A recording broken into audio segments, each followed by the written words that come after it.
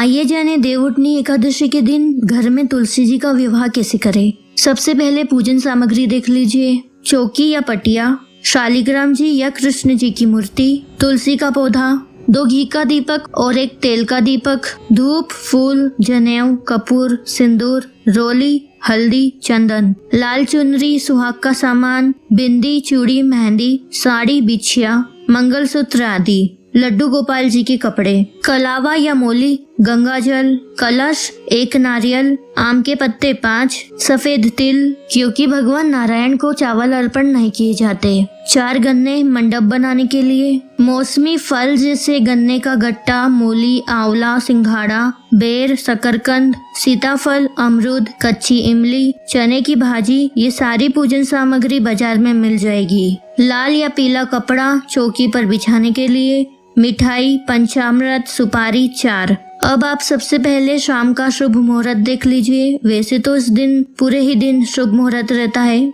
अब सबसे पहले जहाँ चौकी या पटिया रखेंगे वहाँ अष्टदल कमल बना ले या रंगोली बना ले। अब तुलसी के पौधे को आंगन में या फिर घर की छत पर या पूजा वाले कमरे में एक चौकी पर लाल कपड़ा बिछाकर बीच में स्थापित करें ताकि आप परिक्रमा लगा सके। और याद रहे तुलसी जी की चौकी को शालिग्राम जी की चौकी के बाएं तरफ रखें। अब एक दूसरी चौकी के नीचे रंगोली बना ले या फूलों से सजा ले और चौकी पर पीला या लाल कपड़ा बिछाकर शालिग्राम जी और सुपारी के गणेश जी को स्थापित करें। सुपारी के गणेश जी सुपारी में मोली लपेटकर बनाए जाते हैं। इन्हें विंध्याक जी कहते हैं। अगर आपके पास शालिग्राम जी नहीं है तो आप कृष्ण जी की मूर्ति या फोटो भी स्थापित कर सकते हैं। बस फोटो में कृष्ण जी अकेले होना चाहिए। अब दोनों चौकी के ऊपर गन्ने का मंडप सजाए, यानी कि चारों गन्ने को आपस में बांध दे। अब अपने व सामग्री के ऊपर गंगा जल का प्रोक्षण कर ले और 3 बार आचमन कर ले। ओम केशवाय नमः, ओम नारायणाय नमः, ओम माधवाय नमः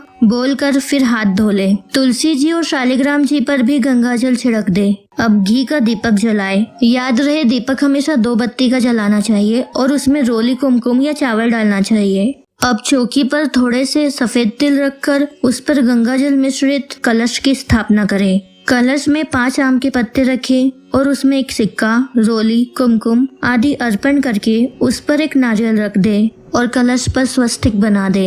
अब सभी का पूजन शुरू करें। शुरुआत गणेश जी से करें। गणेश जी का कोई भी मंत्र बोलते हुए जैसे कि ओम गणेशाय नमः बोलकर उनको जनेऊ, कलावा, रोली, कुमकुम, सिंदूर आदि पूजन सामग्री अर्पण करें। इसी तरह कलश की, गन्ने के मंडप की भी पूजा करें। अब तुलसी जी को लाल चुनरी पहनाएं, साथ ही गमले में साड़ी लपेटकर तुलसी को चूड़ी पहनाएं और समस्त सुहाग सामग्री अर्पित करें। मंगलसूत्र बाद में अर्पण करेंगे।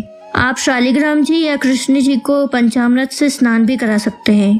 अब कृष्ण जी को जनेऊ अर्पित करे और मूली चढ़ा दे और पीले वस्त्र पहना दे। रोली का टीका तुलसी को लगाए और चंदन का शालिग्राम जी को और सफेद तिल अर्पण कर दे। अब फूल अर्पण करे और जो भी नैवेद्य है, फल है, उनका भोग लगा दे और भोग में तुलसी दल रख दे। अब एक गाय के कंडे की कोर लेकर अग्नि प्रज्वलित कर ले और इसी भोग में से थोड़ा थोड़ा भोग आप अग्नि में लगाए और आचमन करा दे और धूप दीप दिखा दे। अब मेहंदी अर्पण करेंगे तुलसी जी और शालिग्राम जी को।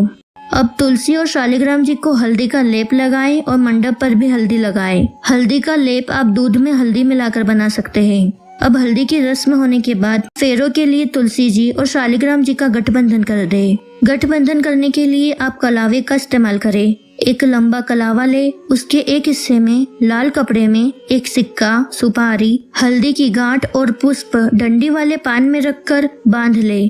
कलावे के इस हिस्से को तुलसी जी पर रख दे और दूसरे हिस्से को कृष्ण जी के हाथ में पकड़ा दे। इस प्रकार गठबंधन कर दे। अब एक घी का दीपक जलाए और एक तेल का दीपक जलाए। घी का दीपक कृष्ण जी की तरफ रखना है और तेल का दीपक तुलसी जी की तरफ रखना है। अब दोनों दीपक को साथ में उठाकर घी के दीपक को तेल की जगह रखे और तेल के दीपक को घी की जगह रखे। ऐसा 7 बार करें।